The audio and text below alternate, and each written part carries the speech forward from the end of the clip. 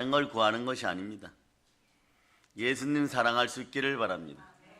그런 사랑하는 마음이 생겨야 돼요. 그 마음 속을 사랑의 영으로 가득 채워주기를 바랍니다.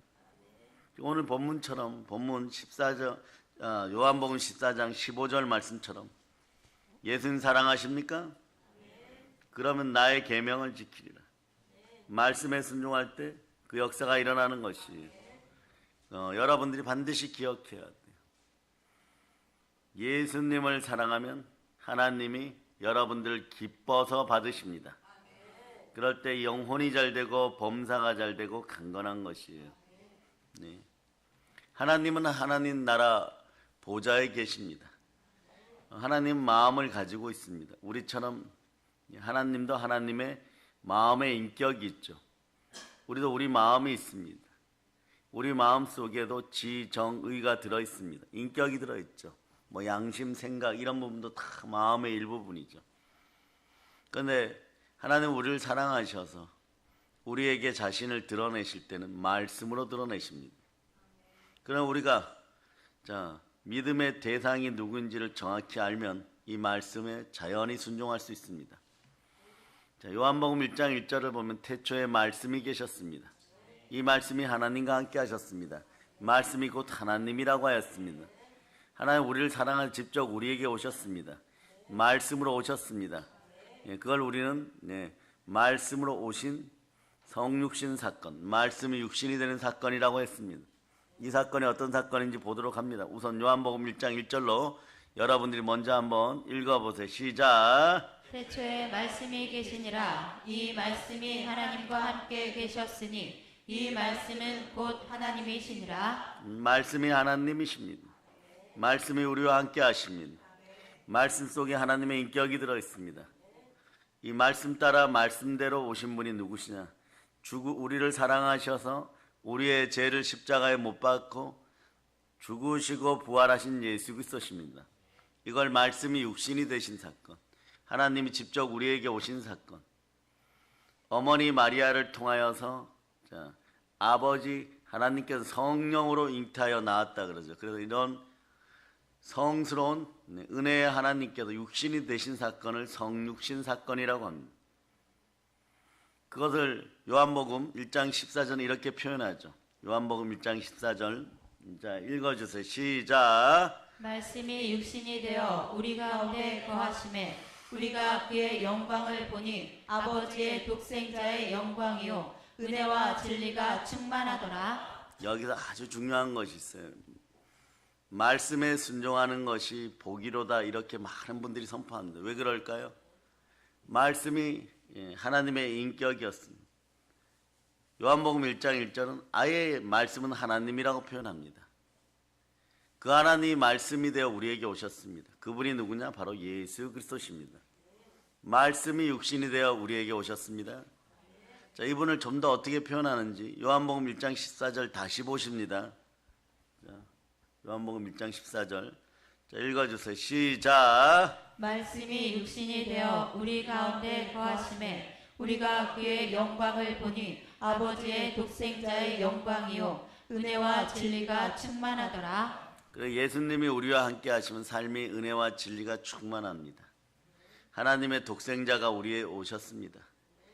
하나님이 기뻐하는 영광이 가득한 분입니다.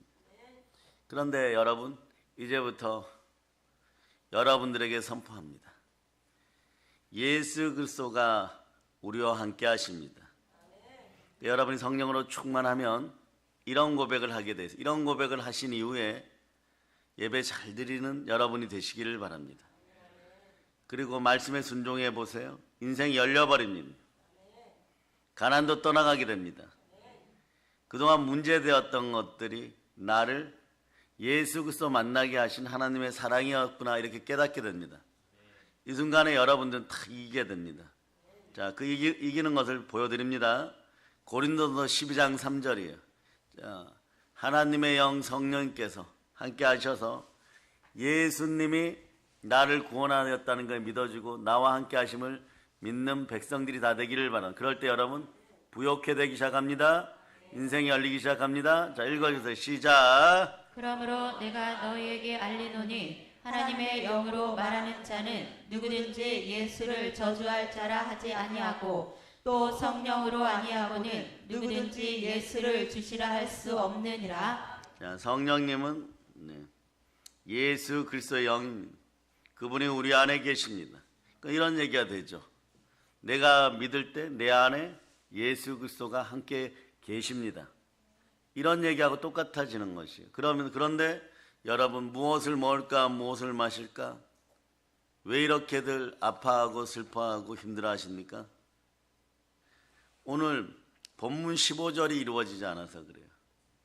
교회는 다니면서 예수님 사랑합니까? 이러면 그런 척만 하기 때문에 그런 것이에요. 교회는 영혼을 구원하는 것입니다. 너희가 나를 사랑한 나의 계명을 지키리라.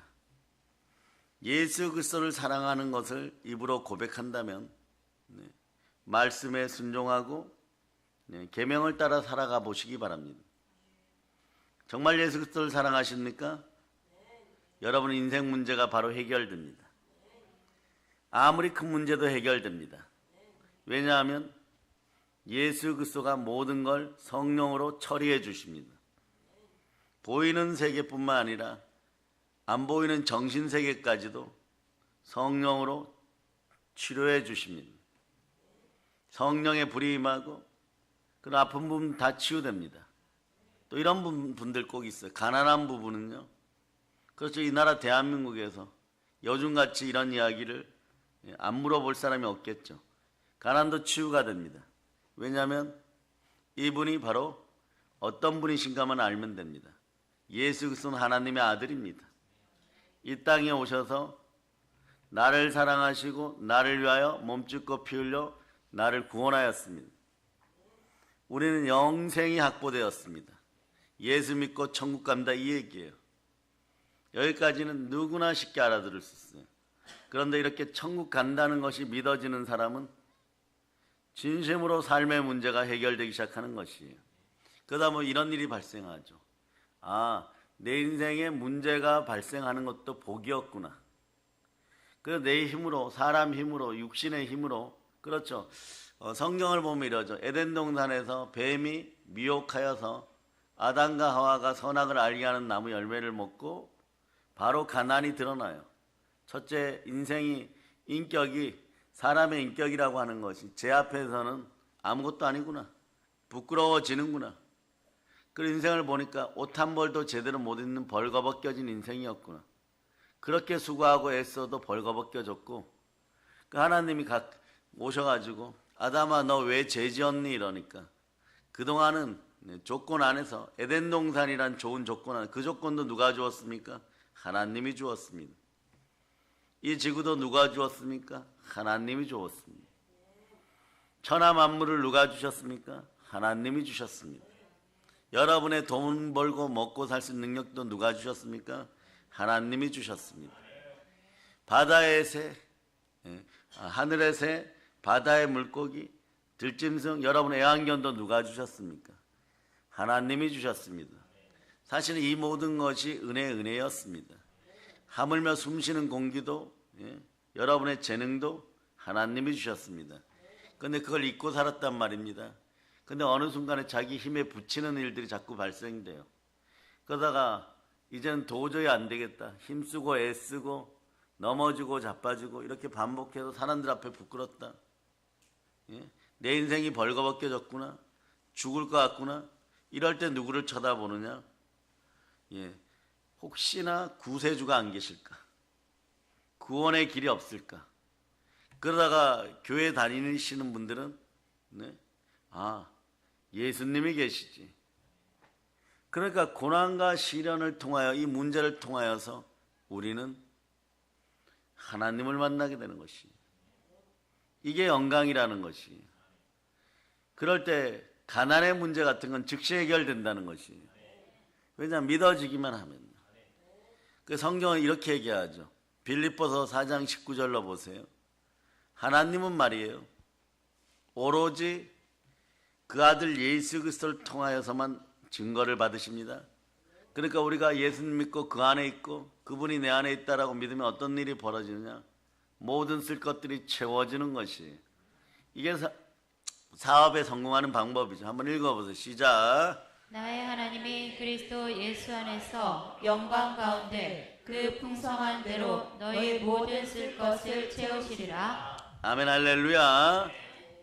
그러면 이 모든 쓸 것이 채워지면 어떤 일이 생기겠어요? 우리는 복받았다라고 얘기하죠. 이걸 빨리 깨달아 아시는 것이 좋아요. 그럼 이렇게 얘기하면 되죠. 한번 외쳐보세요. 예수님 사랑합니다. 이걸 빨리 깨달은 사람이 누구냐? 양치기 다윗인 것이에요. 그 양치기 다윗은 늘 시편 18편 1절로 이렇게 고백하는 거죠. 예, 한번 읽어주세요. 시편 18편 1절. 자, 읽어주세요. 시작. 나의 힘이신 여호와여, 내가 주를 사랑하나이다. 예, 이 얘기를 계속 하다 보니까 다윗도 보세요. 얼마나 많은 고난을 당했어요. 그 시편 23편은 전 세계에서 가장 많이 읽히는 시편이죠. 시편 23편 1절로 여러분들이 한번 읽어보세요. 시편 23편 1절. 자, 한번 읽어보세요. 시작. 여호와는 나의 목자시니 내게 부족함이 없으리로다. 아멘 할렐루야. 그리고 3절 4절도 한번 읽어보세요. 3절 4절. 예, 3절 4절. 자, 읽어주세요. 시작. 내 영혼을 소생시키시고 자기 이름을 위하여 의의 길로 인도하시는도다. 내가 사망의 음침한 골짜기로 다닐지라도 해를 두려워하지 않을 것은 주께서 나와 함께 하심이라. 주의 지팡이와 막대기가 나를 안위하시나이다. 사망의 음침한 골짜기까지 내려갔다는 거죠. 이 시편은요, 네? 시편 중에 시편이라고 합니다. 그런데 시편은 몇 편까지 있습니까? 150편인데 이 절반 이상을 누가 만들었어요? 누가 지었어요? 예, 솔로몬도 아니고 다윗이 만들었습니다. 양치기였고, 네? 무엇 하나 제대로 가진 것이 없었고, 그런데 나중에 왕이 되었을 때, 네? 하나님은, 네? 왕이 되었으니까 보세요. 물질도 축복하고 신하들도 축복하고 땅도 축복했는데 사람이 늘 공허하게 느끼는 부분, 마음, 영혼까지 축복하였습니다. 그러다 보니까 오로지 하나님께 영광을 돌리고 찬송을 돌리는 막 그런 행복한 삶이 시작되는 것이에요. 그런데 이분은 그런 삶이 결과적으로 오기 전부터 무슨 일이 발생할 때마다 문제를 쳐다보는 것이 아니라 하나님을 먼저 쳐다봤습니다. 그러다 보면 어떤 일이 벌어지느냐? 자, 이런 일이 벌어졌던 거예요. 오늘 요한복음 14장 펼쳐져 있죠. 14절을 한번 읽어보세요. 14절. 요한복음 14절.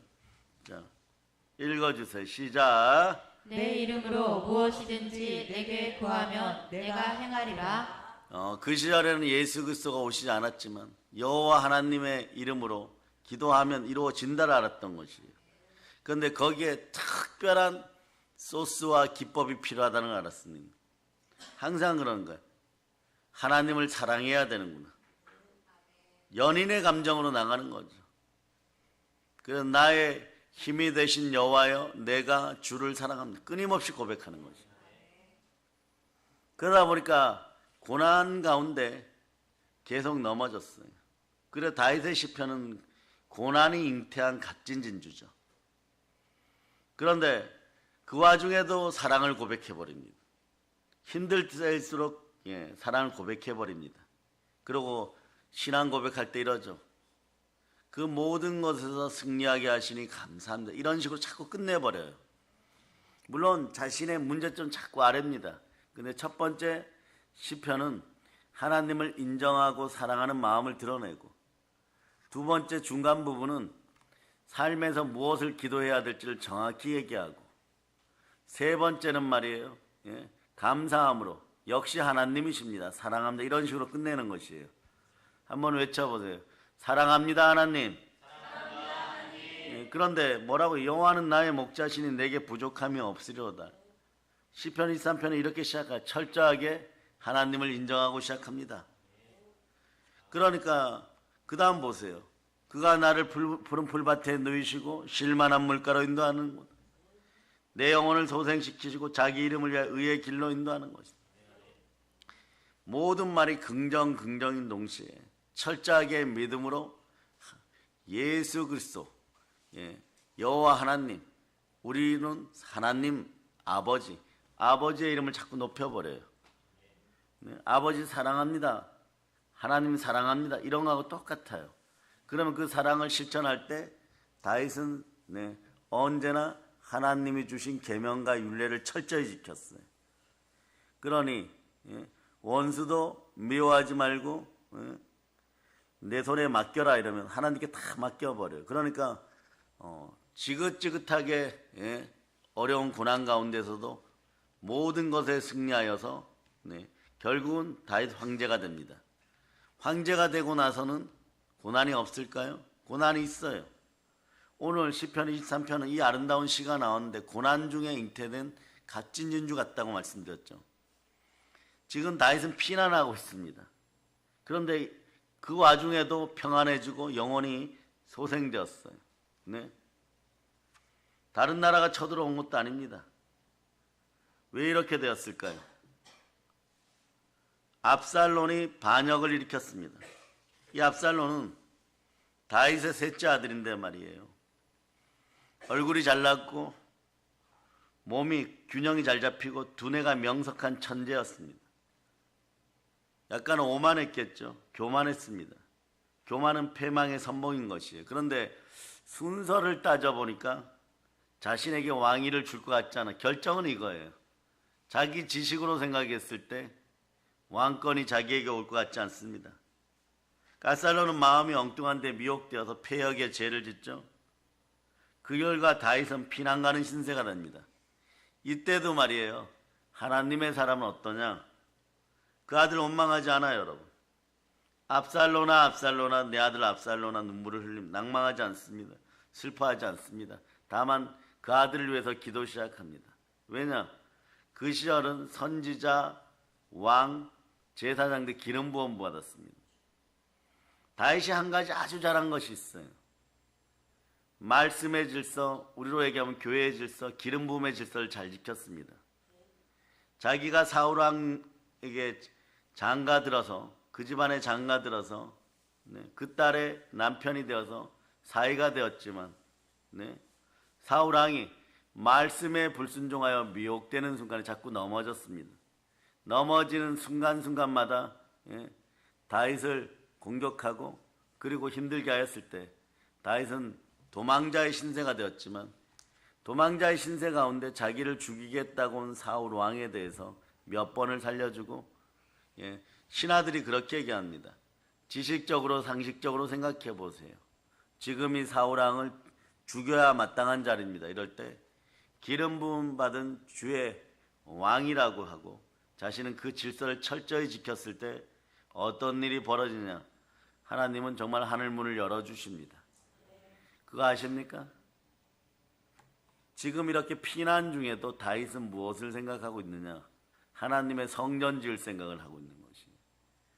여기서부터 갔다가 돌아오고 나서 모아지는 은과 금 모든 가산들을 다 동원하여서 그 아들 솔로몬이 성전을 완성할 수 있도록 그 길을 예비해요. 대단하죠? 그러니까 아는 거예요. 너가 이러한 죄를 지었으므로 너 앞길이 주 안에 있지 않고 하나님 곁에 있지 않았으므로 하나님은 결코 업신여기질 않는다. 너 뿌린 대로 거둔다. 다윗은 목숨이 경각에 달하였어도 하나님의 뜻이 보였던 것이에요. 우리도 마찬가지입니다.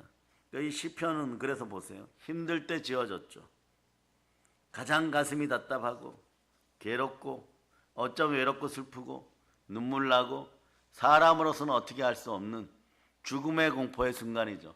여러분도 이럴 때가 있을 것입니다. 그런데 그때 영혼이 소생되고 영혼이 평안해집니다. 왜일까요? 하나님을 사랑했기 때문에 그렇습니다. 내 안에 하나님을 사랑하는 징표로 이분이 와 계십니다. 하나님의 영, 그리스도를 그리스도라고 부르고 그리스도를 믿게 하는 믿음의 영, 진리의 영이신 성령님이 함께 했다는 거죠. 여러분 인생도 마찬가지입니다. 세상을 나가면 수많은 경쟁 상대들과 여러분들 좋아하는 사람보다 싫어하는 바 되고 미워하는 사람이 더 많을 수도 있습니다. 그런 사람들을 일일이 다 대적하여 승리하시겠습니다. 천만의 말씀인 것이에요. 모든 걸 하나님 앞에 다 가지고 와서 교회 안에 내려놓고 하나님께 기도하고 올려드리기를 바랍니다. 그 전까지는 그런 것은 하면 안 된다. 하나님께 내려놓으면 들키면 안 되지 않느냐. 이미 들켰어요, 여러분. 하나님은 이미 마음을 감찰하십니다. 성령으로 함께 하십니다. 그래서 어떻게 보면 정직이 우선인 것이에요. 하나님을 사랑하면 하나님 앞에 다 내려놓으시기를 바랍니다. 말씀을 따르지 않았을 때는 이미 넘어졌다고 생각할 수 있는 믿음이 들어가기를 바랍니다. 이번 성회를 통해서 여러분들은 그걸 배운 것이에요. 너희가 나를 사랑하면 나의 계명을 지키리라. 말씀에 순종할 때 우리는 알게 됩니다. 내 안에 예수 그리스도가 들어오시는구나. 예수 그리스도가 들어오시면 시편 23편 말씀처럼 여호와는 나의 목자시니 내게 부족함이 없으리로다. 그리고 힘들고 지친 대한민국 한국 교인들에게 이 말씀이 딱 임하였을 때 많은 인생들의 눈물을 닦아주는 손수건처럼 이 시편은 마음을 어루만져 주는 거예요. 그래서 주석가 매튜 헨리는 이런 표현을 했어요. 궁핍한 자를 풍성한 자로 만드는 시편 중에 시편이 23편이라고. 마르틴 루터도 이렇게 얘기했습니다. 힘들고 어려울 때 많이 읽었겠죠. 슬퍼하는 자를 기쁨의 잔이 넘치도록 하게 하는 시편. 칼빈은 고난받을 때마다 시편 23편을 읽으면서 이렇게 얘기했습니다. 시편 중에 황금 시편. 네. 세상에서 가장 많은 사랑을 받고 있는 시가 뭘까요? 수많은 시인들도 이렇게 얘기합니다. 믿거나 믿지 않거나 시편 23편을 대하였을 때 우리는 다윗이 쓴 시편 23편이라고 생각합니다. 그러니까 시편 23편이 집안에 어떤 분들은 족자로 만들어서 걸어놓기도 하고 수많은 성도들이 암송할 때 하나님의 사랑을 느끼게 되는 것입니다. 여러분, 우리는 알고 있습니다. 하나님을 사랑하고 하나님 말씀에 순종할 때 우리는 하나님 속으로 들어가게 되어 있습니다. 말씀에 순종할 때 하나님이 도우심을 믿게 되어 있습니다. 고린도후서 4장 4절은 그렇게 얘기하죠. 너희가 세상을 살아가다 보면 미혹되어서 넘어지고 자빠지고 어둠의 영이 여러분을 공격하여서 사망의 음침한 골짜기로 이끌어가고 살다 보면 넘어지고 자빠질 수도 있다. 그러나 그래도 반드시 기억해야 되는 것은 하나님은 사랑이시라. 그 순간에도 함께하고 계십니다. 어떻게 함께하고 계십니까? 자기 아들 예수 그리스도 이름으로 우리와 함께 하십니다. 그런데 성경은 오늘 이 끝부분에 이렇게 얘기하죠. 한번 읽어보세요. 그리스도는 하나님의 형상이라. 자, 고린도서 4장 4절 읽어주세요. 시작. 그 중에 이 세상의 신이 믿지 아니하는 자들의 마음을 혼미하게 하여 그리스도의 영광의 복음의 광채가 비치지 못하게 함이니 그리스도는 하나님의 형상이니라. 다윗의 입장에서 시편 23편을 배경으로 이렇게 얘기합니다. 내 아들 압살롬이 잘생기고 멋있고 엄친아이고 머리도 명석했지만 아담처럼 미혹되어서 또 넘어졌구나. 넘어지면 벌거벗겨지고 버려지는데 그러니 우는 거야. 압살롬아, 압살롬아, 내 아들 압살롬아. 너가 가진 조건이, 너가 가진 교만이 너를 넘어뜨렸구나. 그런데 다윗은 정치인입니다. 왕이지만 신하들이 있습니다. 이 신하들이 과연 반역한 압살롬을 살려놓으려고 하겠습니까? 그 운명이 보이는 것이죠. 그때부터 우리는 또 다른 기도를 하는 것이에요. 내 아들 살려달라고 기도하는 순간이 되어야 되는 것입니다. 사랑해 여러분, 죄는 결코 아름다운 것이 아닙니다. 죄는 반드시 나누어 놓습니다. 사랑도 분열시켜 놓습니다. 그런데 미혹되어 있을 때는 선악과의 독, 사망의 독에 중독되었을 때 아무것도 모릅니다. 그럴 때 여러분 어떻게 해야 될까요? 온 세상에 하나님 말씀이 흘러넘칠 수 있기를 바랍니다. 그러면 살릴 수가 있습니다. 그 말씀 안에서 자기의 지식과 자기의 소신과 자기의 신념으로 모든 게 맞다고 생각할 때는 사망의 독이 함께할 때는 돌아오지를 못합니다. 이럴 땐 여러분 무엇을 해야 됩니까? 기도를 해야 되는 것이에요. 그럴 때 여호와는 나의 목자시니 내게 부족함이 없으리로다 이렇게 내마대기 시작하는 것이에요. 감사의 찬송이 올라가기 시작하는 거죠. 그러면 다윗은 언제나 하나님께 고백합니다. 하나님의 성령이 나와 함께 하심이 하나님이 함께 하십니다. 그러니 제가 주를 사랑하오니 주의 말씀에 순종합니다. 그러다 보니까 하나님은 다윗 보고 마음이 합한 자라고 합니다. 우리도 마찬가지입니다. 문제가 문제되게 만들지 마세요. 문제는 인생을 살아가면서 생깁니다. 그러나 하나님의 사랑 앞에서 보면 이것은 내가 무엇을 발견하라고 하는 소리구나. 무엇을 발견하는가? 예수 그리스도가 십자가에서 모든 걸 다 이루었으니 내 마음속에 예수 그리스도를 모시고 살아가면, 예수 그리스도가 나와 함께하면 내가 영생의 복색으로 다시 돌아가니까, 영원한 축복, 영원한 충만함이 함께하니까 하나님은 은혜의 때, 구원의 때 반드시 여러분들을 들어주십니다. 반드시 쓰게 만들어주십니다. 왜냐?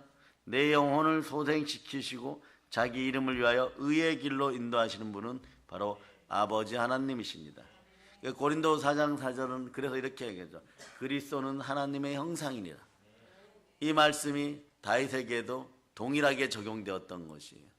예수님이 안 계시던 시절에도 동일하게 적용되었던 것이에요. 뭐냐? 창세기를 보면요, 우리는 하나님의 형상대로 창조되었습니다. 그리스도는 하나님의 형상이라고 했습니다. 이 하나님의 형상이라는 단어가 똑같이 매치되죠. 우리는 하나님의 모양대로 창조되었습니다. 어떻게 창조되었습니까? 그렇게 창조되면 어떤 복이 있었을까요? 우리는 처음에 짐승하고 똑같은 재료로 만들어졌습니다. 창세기 2장 19절 앞부분을 봅니다. 창세기 2장 19절 앞부분 보시겠습니다. 자, 읽어주세요. 시작. 여호와 하나님이 흙으로 각종 들짐승과 공중의 각종 새를 지으시고 아담이 무엇이라고 부르나 보시려고. 자, 여기까지요. 사람이나 짐승이나 흙으로 지어졌습니다. 그러니 예수 그리스도를 믿는 것 자체가 너무 큰 복인 것이에요. 그렇지 않으면 어떤 일이 벌어지느냐? 나중에 그냥 흙으로 다 돌아갑니다.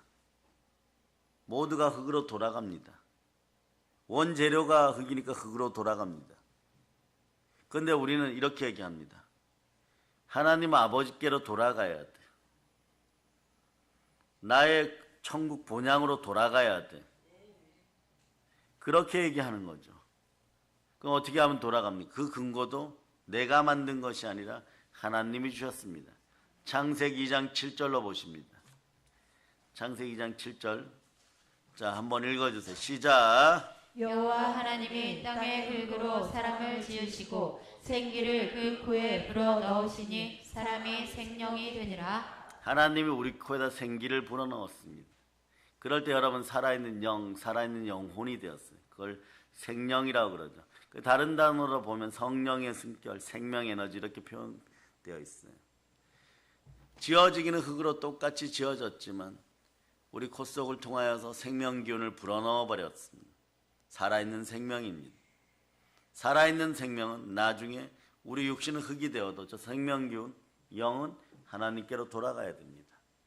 그런데 아담과 하와가 에덴 동산에서 뱀의 미혹에 빠져서 이 생명 기운이 죽어버렸어요. 돌아갈 길이 없었습니다. 정령 죽으리라고 했습니다. 말씀대로 이루어졌습니다. 그 순간에 우리는 알아야 됩니다. 하나님의 형상을 잃어버렸어요. 이것을 회복하신 분이 누구시라고요? 예수 그리스도십니다. 하나님의 형상이 있으면 어떤 복을 받습니까? 복이란 복은 다 받습니다. 하나님 누구십니까? 태초에 천지를 창조하신 분이십니다. 그 천지 안에 있는 모든 복이, 하늘과 땅의 모든 복이 나의 복이었던 것이에요. 하나님 또 그렇게 도장을 딱 찍어주셨어요. 그러니까 모든 만물 앞에서 사람이 이름 지어주면 그게 코끼리가 된 것이고, 그것이 사자가 된 것이고, 그것이 악어가 된 것이고, 악어가 왜 나를 이름을 사자라고 부르게 해주지? 네? 악어라고 부르게 했느냐? 불만을 토해도 상관없습니다. 이름을 지어준 자 마음인 것입니다. 왜냐? 사람은 하나님 앞에서 만물을 대표하는 살아있는 영, 생명이기 때문에 그렇습니다. 하나님과 교제할 수 있는 유일한 영적인 존재. 비록 연약한 육신 속에 있어 넘어지고 자빠지지만 우리 안에는 영이 있습니다. 우리 영이 살아야 됩니다. 죽은 영을 다시 살리신 분은 예수 그리스도십니다. 죽음에서 천국으로 바꾸셨습니다. 마귀의 종된 나라 그 사랑의 아들의 나라로 옮기셨습니다. 자신의 몸 찢고 피 흘려 그 피로 우리를 구원하셨습니다. 부활로 우리를 의롭게 하셨습니다. 그 창세기 1장 26절로부터 28절까지 여러분이 보시겠습니다. 1장 26절로부터 28절까지. 자, 여러분들이 읽어주세요. 시작. 하나님이 이르시되 우리의 형상을 따라 우리의 모양대로 우리가 사람을 만들고 그들로 바다의 물고기와 하늘의 새와 가축과 온 땅과 땅에 기는 모든 것을 다스리게 하자 하시고 하나님이 자기 형상 곧 하나님의 형상대로 사람을 창조하시되 남자와 여자를 창조하시고 하나님이 그들에게 복을 주시며 하나님이 그들에게 이르시되 생육하고 번성하여 땅에 충만하라 땅을 정복하라 바다의 물고기와 하늘의 새와 땅에 움직이는 모든 생물을 다스리라 하시니라. 아멘. 할렐루야.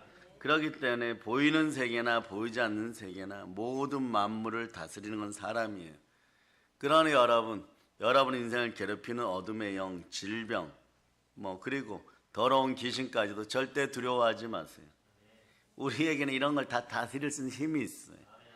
그래서 주의 종이나 주의 자녀들이나 한국 교인들이 말씀에 순종하기 시작하면 어떤 일이 벌어지느냐? 예? 무엇이든 첫째는 여기까지만 생각하지만 무엇이나 다스릴 수 있게 됩니다. 이걸 끊임없이 하나님은 반복시켜 주는 거예요. 그러니까 그분 안에서 모든 걸 다 이룰 수 있기를 축복합니다. 그러려면 언제나 우리는 믿음으로 바로 서야 되는 것이에요. 왜냐? 로마서 10장 17절에 보면 믿음은 들음에서 나고 들음은 그리스도의 말씀이에요. 그 말씀이 우리에게 오셨습니다. 여러분의 인격이 이제부터 말씀이 되는 것이에요. 그 말씀 따라 순종하다 보면 하나님이 모든 걸 더하여 줍니다. 마치 다윗을 황제 만들듯이. 근데 말씀하고 떨어져 살다 보면요 도무지 교회 다니는 재미가 없어요. 왜 그러냐? 17절 보세요. 오늘 요한복음 14장 17절. 요한복음 14장 17절. 자, 읽어주세요. 시작. 그는 진리의 영이라 세상은 능히 그를 받지 못하나니 이는 그를 보지도 못하고 알지도 못함이라. 그러나 너희는 그를 아나니 그는 너희와 함께 거하시며 또 너희 속에 계시겠습니다. 예, 성령은 이렇게 얘기하죠. 성령님은 진리의 영이시다. 진리를 알지니 진리가 너희를 자유케 하리라. 무엇이 진리입니까? 진리는 첫째 말이에요. 영원해야 돼요. 그 다음에 참되어야 됩니다. 그러니까 영원하려고 그러면 어떻게 해야 됩니까? 여러분들은 이게 믿어져야 됩니다. 분명히 누군가가 죽었습니다. 그럼 이제 다 끝났습니다. 그런데 그분이 다시 살아났다고 합니다. 그걸 우리는 부활이라고 합니다. 이게 믿어지기 시작하면 죽음마저 두렵지 않습니다. 여러분이 아무리 많은 걸 가지고 한 40년 애써 힘써갖고 재벌이 되었다고 칩시다. 흙으로 돌아가면 끝입니다. 그러니까 40년 동안 애쓰고 힘썼는데 어느 날 보면 며느리 좋은 일 시키고 어느 날 보면은 남 좋은 일 시킵니다. 어느 날 보면은요 다른 사람 좋은 일 시킵니다. 여러분들은 40년 뒤에 천국으로 들어가시겠습니까? 지옥으로 들어가시겠습니까? 그러니까 애쓰고 힘쓰다가 결국은 그렇게 끝나는 것이에요. 그러나 이 땅에서의 그 아름다운 추억을 뒤로하고 부욕해 하신 하나님의 능력을 그대로 지니고 더 큰 영광의 세계로 들어가는 것, 이게 참된 진리입니다. 진리는 썩어 부패하는 것이 아닙니다. 진리는 영생을 기반으로 합니다. 그럴 때 예수 그리스도가 나와 함께 살아주시고 여러분이 성령 충만하면 이 땅에서도 그냥 영광과 존귀예요. 이런 질문을 던지면서 말씀들을 정리해 갑니다. 교회를 다니거나 교회를 다니지 않거나 에덴 동산에 질병이 있었습니까? 에덴 동산에 가난이 있었습니까? 에덴 동산에 공황장애나 우울증이나 거짓말이 있었습니까? 없었습니다. 그 성경은 이렇게 얘기하죠. 거짓말하는 자가 누구냐? 예수가 그리스도를 믿지 아니하는 자가 거짓말하는 거짓말쟁이지 않냐, 이렇게 얘기해버려요. 하나님이 창조하신 첫 번째 세계는 그런 것이 없었습니다. 그래서 예수 그리스도께서는 선악을 알게 하고 넘어진 인생들이 항상 보면 무엇을 먹을까 무엇을 마실까로 먼저 걱정하다가 넘어지는 것이에요. 그런데 이것을 열심히 살지 말라는 얘기가 아닙니다. 애쓰고 힘쓰고 열심히 살고 최대한 경제 민주국가에서 많이 벌고 하나나라 확장을 위해서 많이 잘 쓸 수 있는 여러분 되시기를 바랍니다. 그러나 그 이전에 여러분 안에 진리가 먼저 있기를 바랍니다. 영생이 확보되기를 바랍니다. 그럴 때 어떻게 하냐? 간단합니다. 그냥 말씀에 순종하시면 됩니다. 말씀 따라 열심히 계명을 지키면 하나님이 부자를 만들어 주십니다. 작은 부자, 슈퍼 하나 정도는 여러분 노력해서 한 40년 수고하면 무덤 직전에서 돈 좀 써보고 간다, 이 정도는 됩니다. 그러나 진짜 큰 부자들은 영혼이 잘 되고 범사가 잘 되고 강건한 부여는 하나님이 주셔야 됩니다. 왜냐? 온 우주 만물은 하나님이 지으셨고 성경 신명기 8장 18절에 보면 재물 얻을 능력은 하나님이 주신다 그러고, 오늘 본문 뒷부분도 보면요, 복받는 원리를 너무 간단하게 생각했어요. 원인은 간단합니다. 하나님을 사랑하십니까? 내 안에 성령 계심을 믿고 말씀에 순종해 보세요.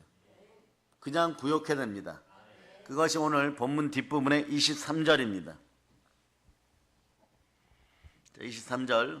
자, 요한복음 14장 23절입니다.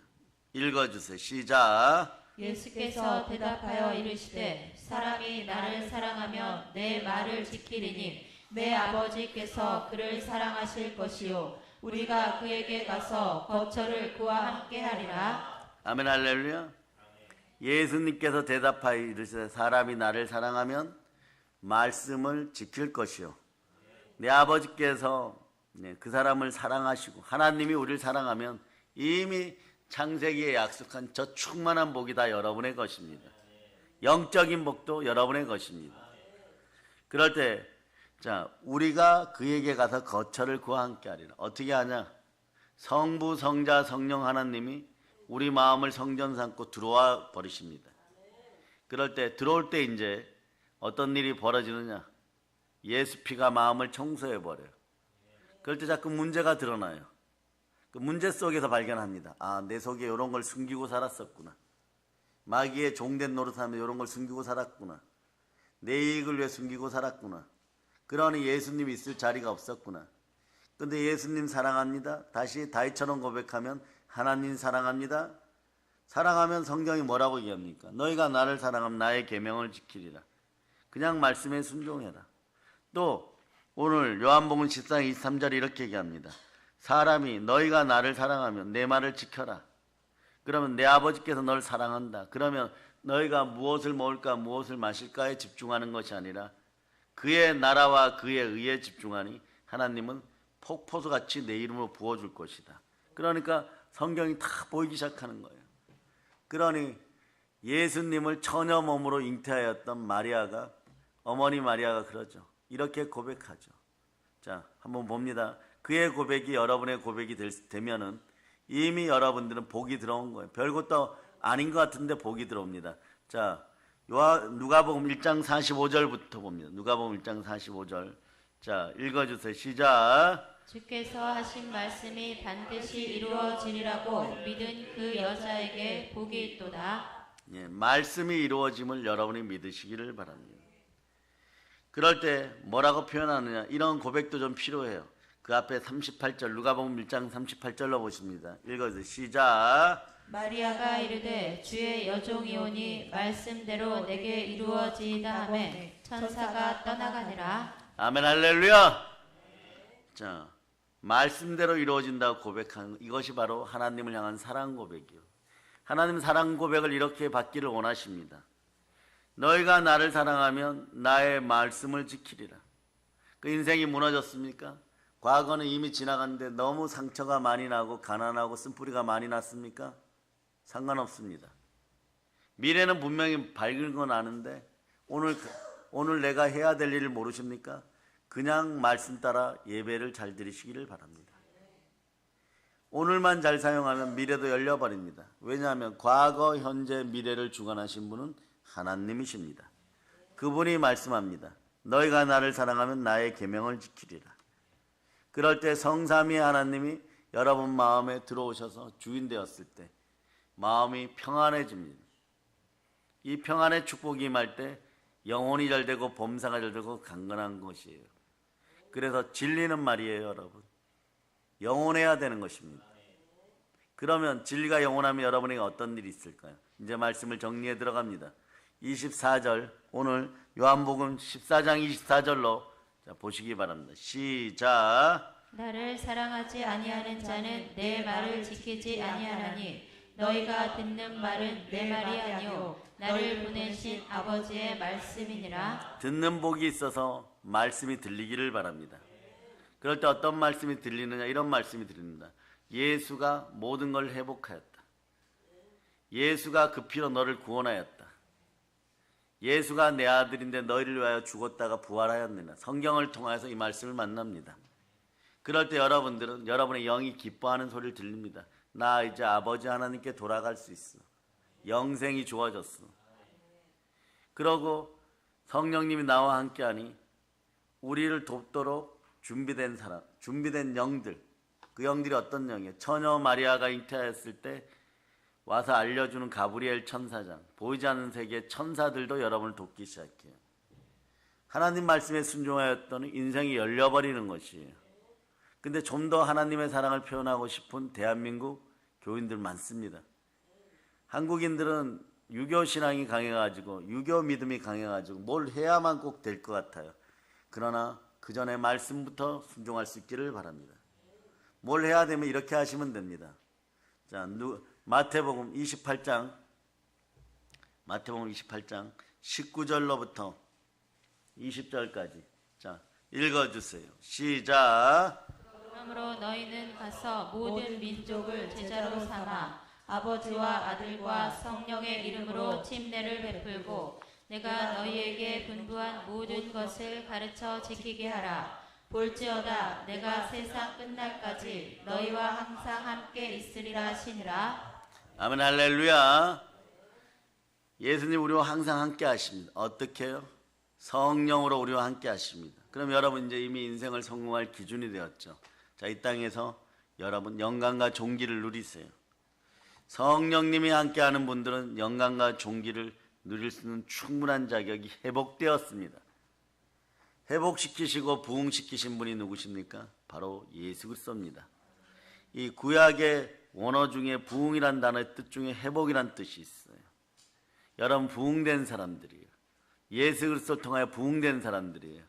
예수 그리스도를 통하여 복받은 사람들이에요. 특별히 오늘은 무릎 관절이 아프거나 뼈마디가 아프거나 이런 몸이 이제는 내가 나이 들어서 이렇게 했지, 이런 분들에게 몸에 부흥이 있기를 바랍니다. 이게 회복인 것이에요. 이게 성령님 함께하는 사람들의 모습인 거예요. 자, 로마서 2장 7절 보십니다. 로마서 2장 7절. 자, 영원한 진리가 들어왔습니다. 이제부터 계속 회복되고 부흥되고 충만한 삶을 살 것을 믿어지는 사람들은 아멘 하시기 바랍니다. 자, 여러분에게 이 일이 역사하는 거예요. 그러니까 진리가 있으면 영원한 행복이 들어왔기 때문에 이 땅에서 영광과 존귀스럽게 자연스럽게 삶이 이루어집니다. 이것을 만들어주신 분은 예수 그리스도십니다. 읽어주세요. 시작. 참고 선을 행하여 영광과 존귀와 썩지 아니함을 구하는 자에게는 영생으로 하시고. 네, 이 땅에서 참고 선을 행해 보세요. 말씀에 순종하는 것이 최고의 선입니다. 그럴 때 이미 이 땅에서 여러분 영광과 존귀가 함께하는 것이에요. 나의 하나님이 그리스도 예수 안에서 영광 가운데 너의 모든 쓸 것을 채우시리라. 여러분이 채우는 것이 아니라 하나님께 채워달라고 하세요. 그럴 때 순서를 어기지 말고 하나님을 사랑하면 그냥 계명을 지키고 말씀에 순종하면서 그래도 뭔가 내가 인간적으로 좀 해야 될까 해야 되는 게 아닌가 이런 마음이 드는 분들은 전도하세요.